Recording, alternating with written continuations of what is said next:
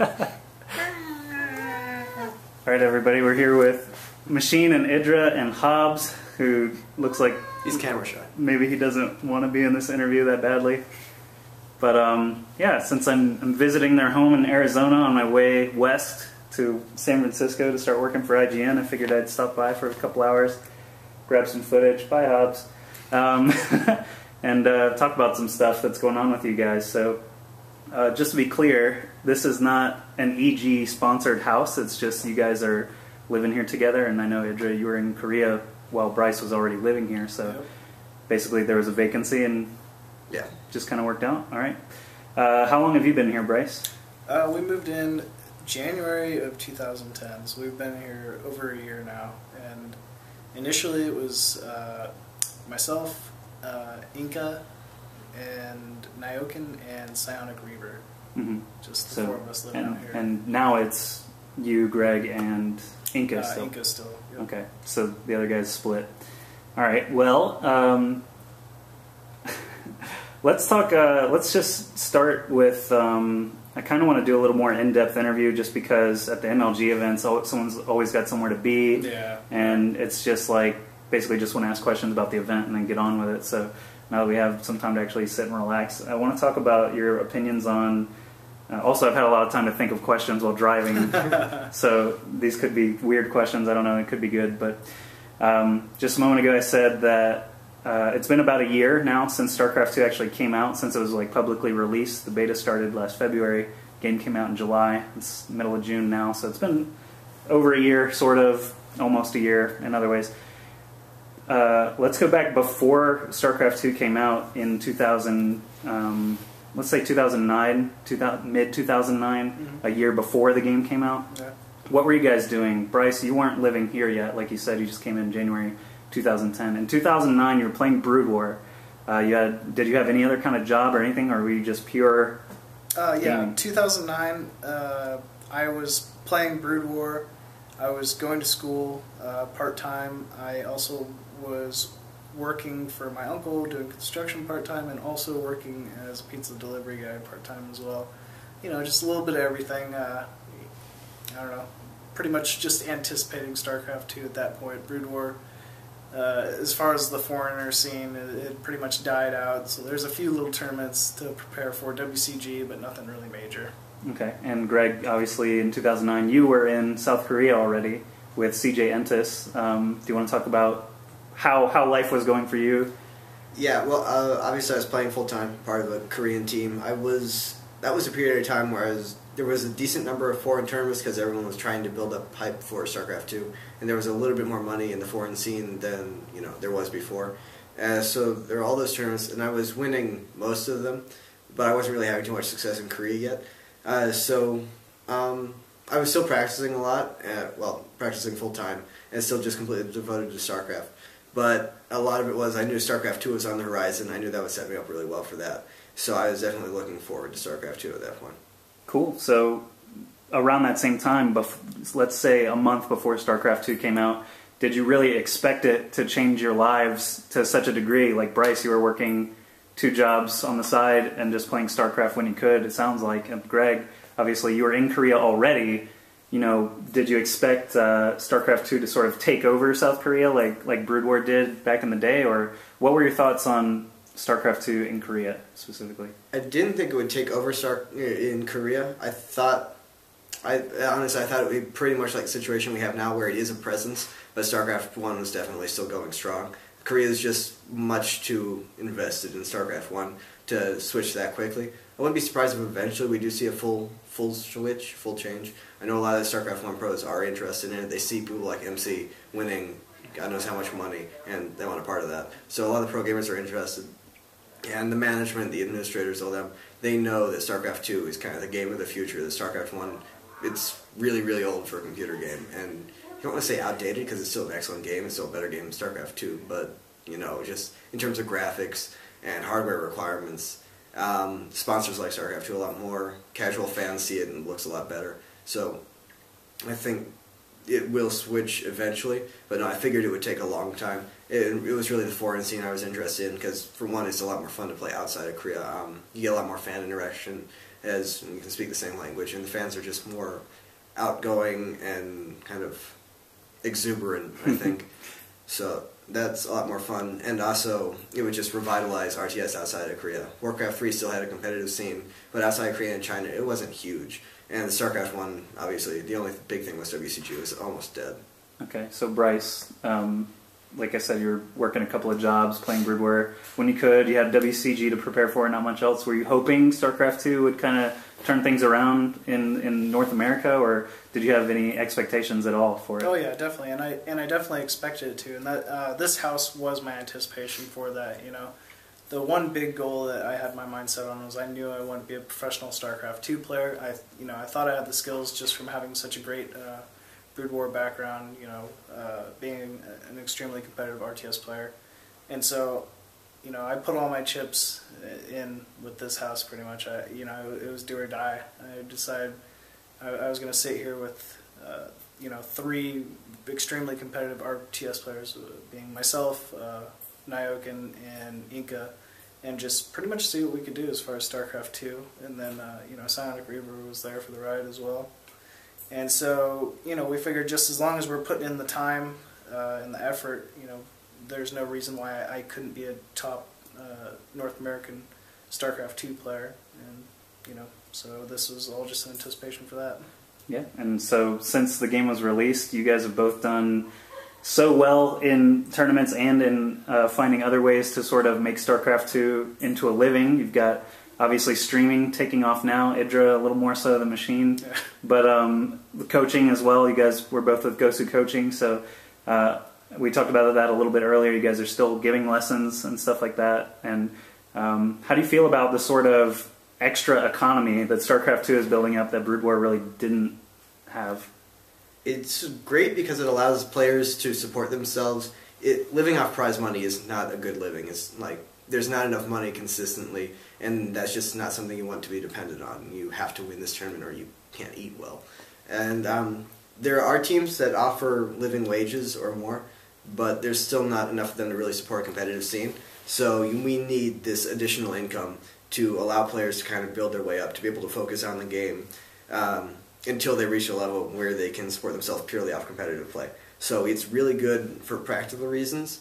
I dislike how much attention is actually pulled away. Like someone like Destiny being bigger than someone good, it's kind of frustrating as a legitimate competitive player. It doesn't feel good. And the fact that casters have a bigger fan base than a lot of players, it strikes me as odd. But no, overall, it's definitely good for esports. Okay, Bryce, any opinions on streaming, coaching, all the extra stuff besides just playing and winning? Yeah, definitely. When I first moved here, pretty much, I was relying on possibly finding a part-time job, and so with that, the part-time job coupled with StarCraft 2, I was eventually gonna get on a good team, get a decent enough salary to live off of, and then go from there. Because coaching didn't really, it wasn't really part of the Brood War scene at all. You didn't see anyone other than In Control, and even then he was maybe coaching for like $7, $8, $10 an hour. And so we couldn't find jobs out here. There's, obviously with the economy the way it is, there was no jobs whatsoever, and we needed to support ourselves. And that's why we sort of invented Gosu Coaching. And honestly, without this extra, these extra resources, we wouldn't be able to be doing this. I wouldn't be living in this house right now. So without coaching, without streaming, without all those, extra sources of income, we couldn't do exactly, what I came out here to do. Cool. So sounds like both of you guys are, obviously, like Greg mentioned, there's kind of a strange side to it where entertainment factor is perhaps trumping just pure skill at the game, but I mean, that's without the sponsors and the audience, feeding off of each other, no one can really play the game competitively anyway. So there's an interesting balance between all that stuff, but I mean, I can't really talk about it because I don't play for crap. Like I'm, Gold League 1v1, but I'm able to now start to work for IGN just because I've put in a lot of time for StarCraft 2 as well, just not the playing of it, more content creation and stuff like that. But I think it's a really cool thing that all this economy is built up. So let's switch gears a little bit now and talk about sort of the other part of it, which is the live events and the growth that we've been seeing. So GSL started in Korea with a massive, massive prize pool. it's still smaller than Brood War, like the actual audiences and stuff like that. So do you have anything to say about like, do you know actually, Greg, if GSL has been growing in audience, or if it's just kind of, because every time I see the live audience for like Code A or something, it's like 25 people in lawn chairs, and that's it. Well, for like an early group in OSL that doesn't have a big name, or for like Dual League or the qualifiers or anything like that, you have really small audiences too. There's a lot of deceptive camera work there to hide like the empty chairs and stuff. Like you don't have a packed audience for every OSL, every Pro League, every MSL. So I'm not sure how they compare relatively. And GSL is pretty secretive about the numbers. I'd assume it's growing. It almost has to be. But yeah, like I said, StarCraft 1 is still really, really ingrained in the culture. But it's definitely shrinking. If you look at the size of the pro teams, some of them don't even have a B team anymore. Right. And they're all much smaller. And there are a lot of StarCraft 1 pros who did switch over to StarCraft 2. And a lot of the ones who stayed were restricted by their contract. They just didn't have the option. So, no, I would expect StarCraft 2 is growing and will continue to grow in Korea. But yeah, like I said, StarCraft 1 is going to stick around for at least a while longer. Okay, so there's really nowhere to go but up, basically, for StarCraft 2 in Korea. And so, Bryce, we'll go to North American scene now. I know you were at MLG Raleigh, so you saw the same sort of stuff I did there. We saw something like 64 competitors or something like that. It was a pretty small field. We saw something like 25 to 30 spectators, and a lot of them were like WoW fans who were just waiting to see the World of Warcraft. And then we have MLG Columbus this past week, where over 2,000 seats were filled and people were still having to stand up to watch the finals. And we have people flying in from Europe and Korea to come play in it, where I think we had something like 2 Europeans at MLG Raleigh and no one knew who they were, like Zaka and Sho. We were like, who are these guys? Let's hope they do well, I guess. But then they beat a lot of people. But my point is, we went from 25 people to 2,000 people in 8 months, and it's just insane to me. What are your thoughts on MLG's growth, and do you think there's room for these other leagues like IPL and NASL and stuff like that?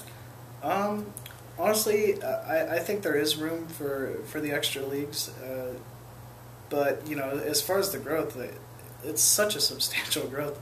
Like you said before, from Raleigh till Columbus now, and the fan base is really what's kind of making that possible.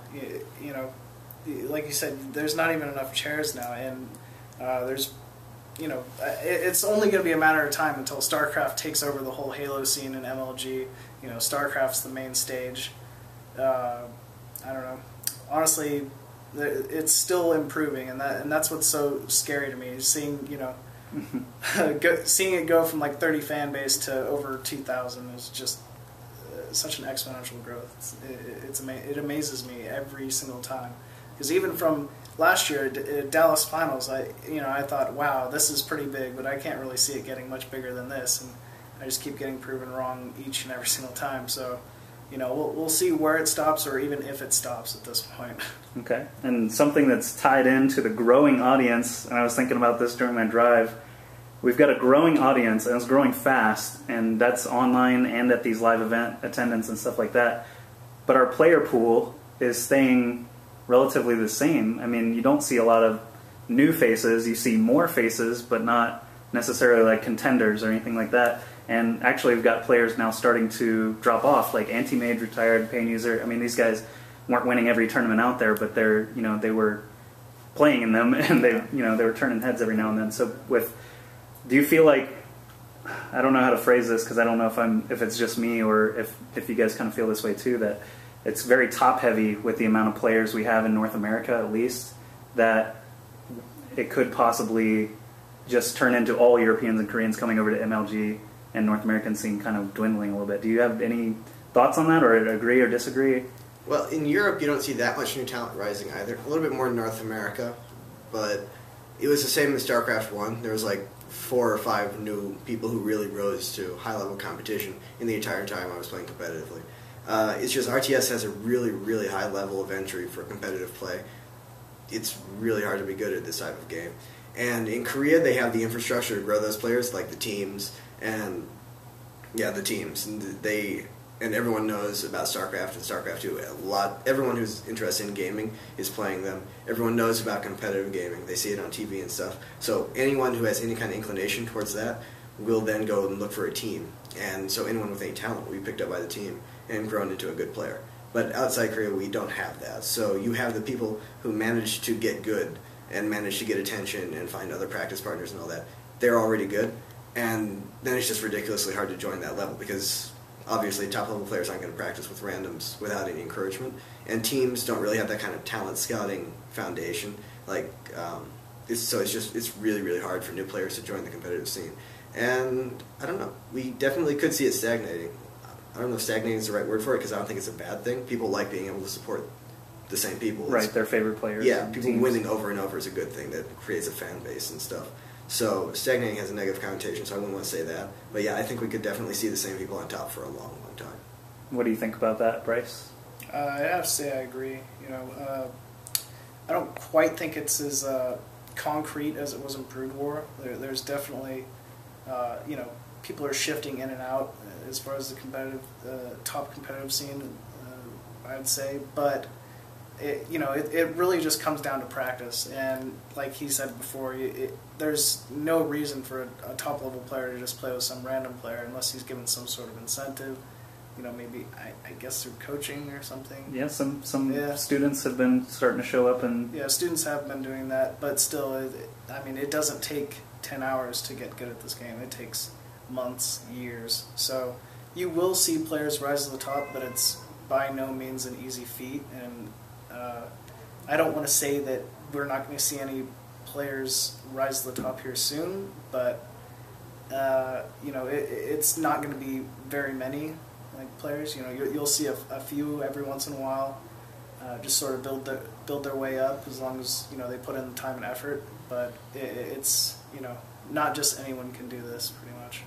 Okay, and the only reason I was thinking about it so much is IdrA's stream. Actually, every time he clicks, go online, thousands of people appear. And where were they before he clicked online? They weren't watching other streams for the most part. Maybe some people see IdrA goes online, they switch over, but they're waiting for him. So it's like if IdrA were to suddenly stop playing, obviously that's not going to happen because pretty comfortable it seems. But if you were to just sort of drop off, then all those fans disappear. I feel like they don't just go to someone new. I don't know. It worries me a little bit in North America at least, but maybe I hope that that's just sort of unfounded. But now let's talk about. We got your opinions on the growth, like the crazy growth that we've seen in this first year. We obviously have Heart of the Swarm starting to be talked about a little bit now, but still no real multiplayer details or anything like that. So I don't really want to go into that too much. I was kind of thinking maybe we'll see some new players with Heart of the Swarm, but even like you guys said, it takes a really long time to get good at the game. So even if new units are introduced, you guys still have a huge leg up on anyone just getting new interest. So we'll kind of skip over that and go on to all the tournaments and stuff that you two specifically are now involved in, and let's do like just a little recap on MLG, the results, because I interviewed both of you at MLG before the quarterfinals, semifinals, etc., before everything wrapped up. And one thing that's a lot of people have noticed is the 5 Korean players that came over were all either knocked out by another Korean player or got top 3. So it's like North America and Europe combined could not topple the Koreans. They had to sort of do an all-kill on each other. But what do you guys think about that? And another sort of addendum to that is, since we'll most likely be seeing new Korean players coming for the next MLG, just because that's the way the partnership is sort of structured, do you expect it to happen again? Yeah, I don't think it'll be as concrete as it was this time. And one thing to point out is that Moon lost to both Naniwa and Slush. He got knocked out by a Korean, but he lost to plenty of non-Koreans. And he is kind of that mid-level Korean, but if you look at the others, Lacira, MC, and MMA, they're all top-level players. MMA was pretty much the superstar of the team league. MC is MC. And Lacira is... He won a Code A. Lacira did. He did. Yeah. And he's pretty much the second best Zerg in Korea. I mean, I guess it's arguable, but he's certainly up there. Mm-hmm. And then you look at the others, July made a finals. I mean, he made a GSL Code S finals. I was thinking about his results in MLG. Didn't he get knocked out pretty early? July lost to... Did he lose to Slush? No, that was Moon. But July MC knocked out July. No, and Moon knocked out July. Oh, sorry, yeah, you're right. I don't know if July even faced any really good foreigners. I don't think... Moonan was the only name that kind of jumped out at me from the brackets, and then the pool play, I don't know. So yeah, July himself is reasonably good within Korea, but we didn't really get to see him measure up to foreigners, as far as I know. Oh, that's Moon lost to Slush, who's not a top-tier foreigner. Like, he's good, he has had good results, but he's not someone who comes up when you list top X-Zergs outside of Korea. And then he lost to Naniwa, who was certainly good, but Losira showed, there's definitely holes there. And he still pretty much destroyed Moon. So, no, the Koreans are not invincible. If you send the top Koreans, they're certainly very likely to do well. They're the favorites to win, but they're not invincible. Okay. Bryce, how do you feel about it? I'd have to agree as well. Obviously, MC, MMA, Losira, very top, very solid players, but not unbeatable. Obviously, Greg here, 2-0'd MC in that first series. He's not unbeatable. But, at the same time, they're honestly just putting in more practice, and so they deserve to be getting these wins. But, it's really just going to take a bunch of dedicated foreigners to be able to take out those sort of players. And it'll really just be interesting to see who they actually end up bringing over next time.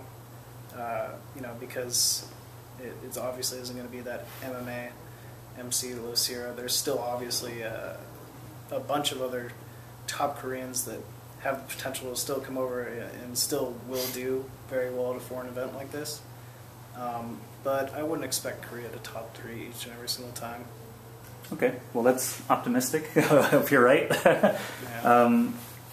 Also, I'm wondering what the incentive is going to have to be for more top Europeans to come over. I mean, we did have pretty good showing, but obviously we still, North Americans, Koreans, and we had maybe 6 or 7 Europeans. Maro and Thorzane were the sort of heavy favorites in the open bracket this time around. Zaka didn't come because he had to play in EPS, I believe, but there's more Europeans out there too that I think can contend with these Korean players that just either don't have the incentive to come over to MLG to see how they do, or I don't know, just don't want to. I don't know. Well, I hope we'll see more top Europeans come over too. So this is running a little long, so we'll just cut now to what's coming up this weekend, I believe, or this Thursday. You guys are Thursday we fly out. Taking a flight. Tell me what you guys are up to this week. Yeah, we're headed off to DreamHack extremely early on Thursday morning. We have that this weekend. I'm not entirely sure the dates of it, but yeah, we're off to DreamHack with pretty much every other good player outside Korea, plus a bunch of good Koreans. So that's going to be a really, really high caliber. It's going to be a ridiculously high caliber tournament for a non-Korean thing. And then we're going to stay in Europe, head over to Germany for Take's Home Story Cup thing. Which again, especially for its prize pool, like DreamHack has a huge prize, but the Home Story Cup is relatively small, and they still have a ridiculous field. Most of the best foreigners, and I believe there's 3 Korean invites who haven't been announced yet. And then from there, we're actually just going to go and stay with Rhett for a few days in the Netherlands, just kind of hang out. Awesome, Bryce. You excited? Yeah. What's the last international event you went to? I haven't been to an international event since Brood War. I went to that IEF, was it? Yeah, IEF in Korea, which was obviously a lot of fun. It's the only time I've ever even been outside the U.S. And so Europe's going to be new to me. Obviously the event comes first, but just to be able to experience Europe is going to be a lot of fun. But first things first. I'm going there to do work. Hopefully, I tear it up. We'll see. It's going to be, as far as EG, it's going to be me, Greg, and Ben DeMuslim from Britain, and hopefully we can take first, second, and third if I don't continue to run up against all my teammates in every single tournament I plan. So. Well, in control won't be there then, so you're fine. Right. Yeah. We'll see. All right, and then the last thing we'll talk about, because I just remembered it, is NASL is finally wrapped up. Week 9 just finished up, so we know the results. We know who's top 2 in each group and stuff like that. Both of you guys played in it, obviously, all season long from April until just now. So now that all the results are finished up, IdrA, do you want to talk about what's next for you? Did you make the top bracket? Do you have to do a playoff? I know the system is crazy now at this point. So yeah, I'm in the playoffs. I lost the last match to Boxer. I'm not sure if it would have put me in the top 2 or not, but it was a ridiculously disappointing match. First game on Crevasse, he proxied 2 barracks, and I even expanded the back expansion. But it's such a stupid build on that map. I didn't account for it at all. I think I pulled kind of late, so I just lost straight up to the bunker rush. And on Typhon, I knew he would cheese again because like if he's desperate enough to do it on Crevasse, he's going to do it anywhere. So I go 14 gas, 14 pool, and he center 2 barracks again. And then just completely denied. But it was close positions, close vertical positions on Typhon, so he just doesn't push through the back rocks. And I have infestors with Neural out in time in a max army, and I steal all the Thors and tanks in front. It just doesn't matter. It's too hard to attack into that area, so I lose that. Very disappointing. But no, I'm into the playoffs, so you still have a chance for the top prize. I mean, yeah, I think my group is me versus Mana and Zenio versus DDE, and the winners play for a spot in the top 16. Nice. And Machine? A little bit disappointing. I went 2-7 overall at NASL. I won my last match against Cats, but overall, just honestly a rough group. A bit disappointing. I lost just about all of my matches that I lost. I lost 1-2, other than I lost to MC 0-2, and I think I lost to Rhett 0-2. But with Hasselhoff's Rhett, MC Ace, Goody, Select, Stall Life, I had a bunch of tough opponents, just couldn't quite pull it out overall. So I tried my best though.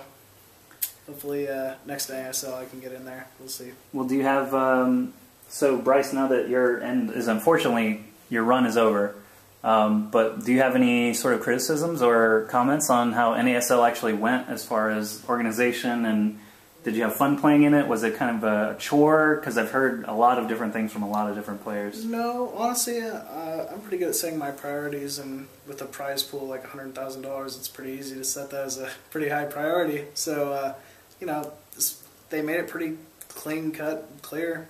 Play on this day every single week, just make sure you're ready. Knew my opponent a week ahead of time. I knew the matches. Honestly, they couldn't have done it better in my from my perspective. I understand that they had a little some hiccups towards the beginning, but they've improved 100-fold since the beginning of NASL to the end here. So I'm honestly expecting it to get go nowhere but up from here. Cool. And so July 8th through 10th will be the NASL Live Finals in California. IdrA, hope to see you there. We'll see how you do in your playoffs, and Machine, maybe you'll come support him anyway, since he's your friend and roommate and teammate. All right. Well, that's going to wrap it up here, just under 30 minutes. So thank you so much, guys, for all of your wisdom and your opinions on all those random questions that I had. Definitely appreciate it. And thanks for hosting me here for a couple hours on my trip west. Oh, yeah, no problem. All right. Best of luck in DreamHack, NASL, future MLGs, anything else that you guys play in. Thank you. Oh, and before I turn it off, is there anyone you'd like to thank? I'd like to thank everybody who likes me. Because I like you too. No, but seriously, wouldn't be here without Intel, SteelSeries, our newest sponsor, Monster. Actually, you're wearing the shirt. Oh, other shirt. This is Steel. He's got a shirt. You guys actually can't see SteelSeries, this. Six Pool Gaming. Kingston HyperX, Bigfoot Networks. Kingston HyperX, Bigfoot Networks. Yeah. Intel Extreme. Intel Extreme. Thanks to Mom for having me. Because I couldn't play StarCraft if I wasn't born. That's true. A lot of people overlook that fact, that you Yep. cannot play StarCraft without a mother. It's true. All right, so if that's all of your thank yous, then I think we'll wrap it up. Thanks again. Thank you. All right.